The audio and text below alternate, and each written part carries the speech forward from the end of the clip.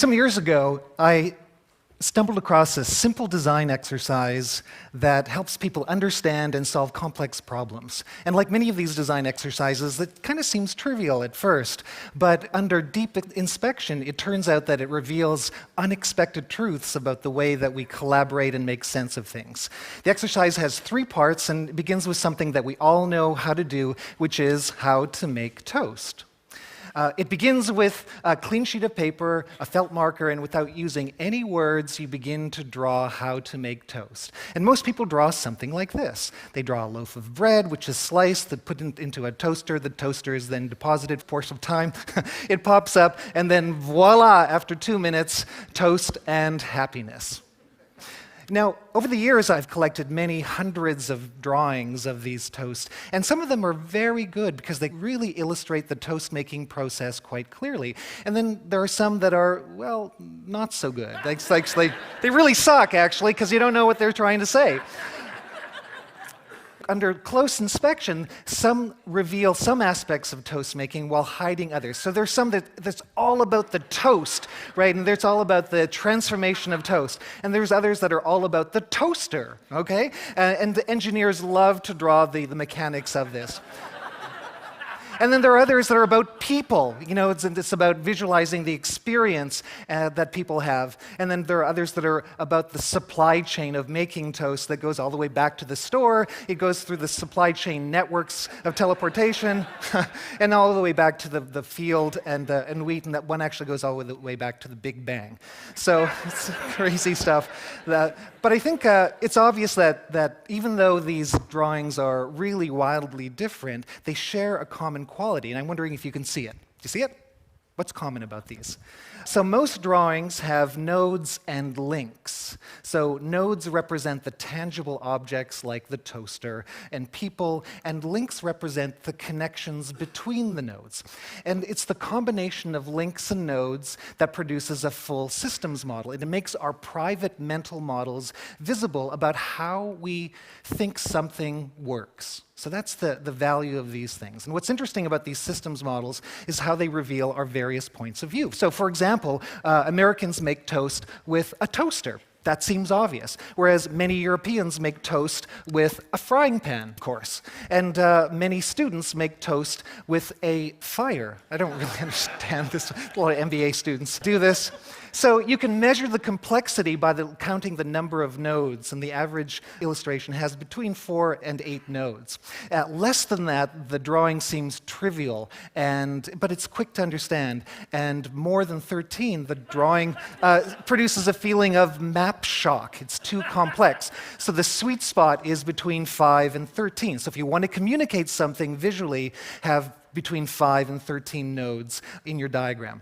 So though we may not be skilled at drawing, the point is that we intuitively know how to break down complex things into simple things and then bring them back together again. So this brings us to our second part of the exercise, which is how to make toast, but now with sticky notes or with cards. So what happens then?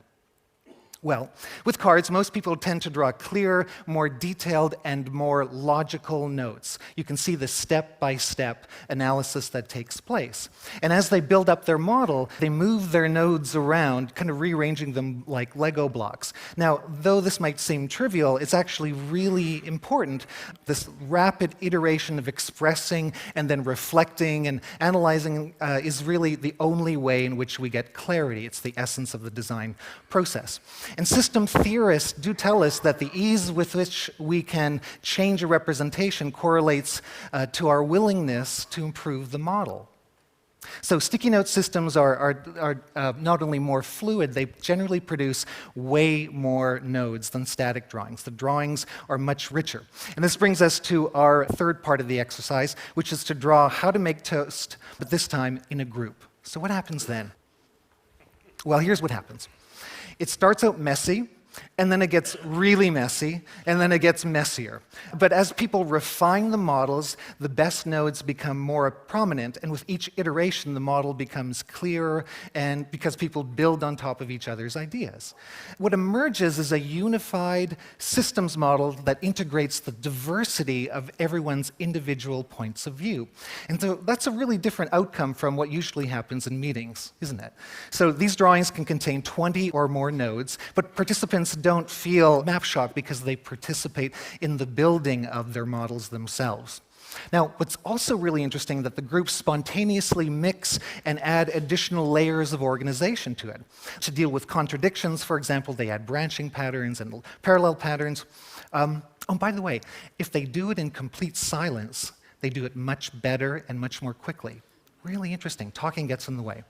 So here's some key lessons that can emerge from this. First, drawing helps us understand the situations as systems with nodes and their relationships. Movable cards produce better systems models because we iterate much more fluidly. And then the group notes produce the most comprehensive models because we synthesize several points of view. So that's interesting. When people work together under the right circumstances, group models are much better than individual models. And so this approach works really great for drawing how to make toast. But what if you wanted to draw something more relevant or pressing, like your organizational vision, or customer experience, or long-term sustainability?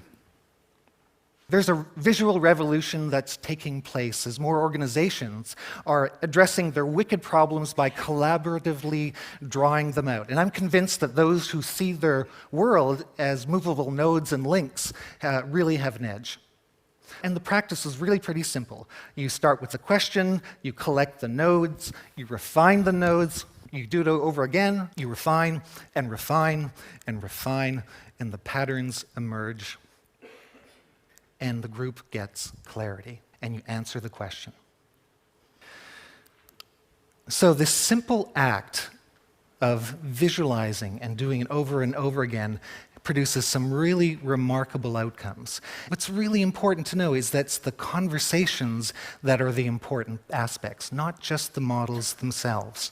And these visual frames of reference can grow to several hundreds or even thousands of nodes. So one example is from an organization called Rodale, big publishing company. They lost a bunch of money one year, and their executive team for 3 days visualized their entire practice. And what's interesting is that after visualizing the entire business, systems upon systems, they reclaimed $50 million of revenue, and they also moved from a D rating to an A rating from their customers. Why? Because there's alignment from the executive team.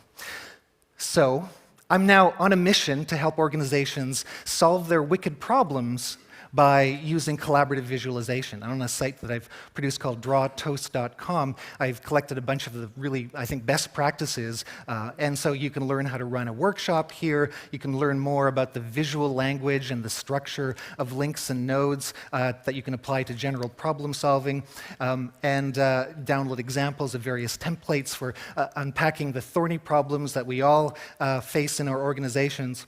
So the seemingly trivial design exercise of drawing toast helps us get clear, engaged, and aligned. So next time you're confronted with an interesting challenge, remember what design has to teach us. Make your ideas visible, tangible, and consequential. It's simple, it's fun, it's powerful, and I believe it's an idea worth celebrating. Thank you.